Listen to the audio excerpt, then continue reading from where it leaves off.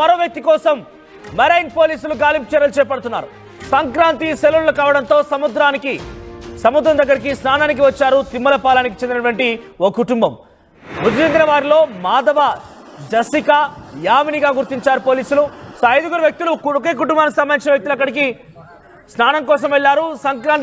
సంక్రాంతికి సంబంధించిన పండుగ నేపథ్యంలో ఇంటికి వెళ్లే వారంతా కూడా పాకాల బీచ్ దగ్గరికి వెళ్లి అక్కడ సముద్ర తీరాన స్నానం చేసేందుకు వెళ్లారు.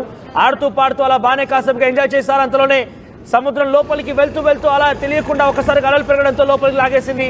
5 దాంట్లోనే కొట్టుకుపోయారు. దాంట్లో ఒక 3 మృతదేహాలు కొట్టుకు వచ్చాయి. మరొక వ్యక్తిని స్థానికులు కాపాడారు. మరొక వ్యక్తి అయితే ఇంకా ఆయన ఆచూకీ లభించలేదు. పోలీసులు మెరైన్ పోలీసు ఆయన కోసం ఆచూకీ కోసం ప్రయత్నం చేస్తున్నారు.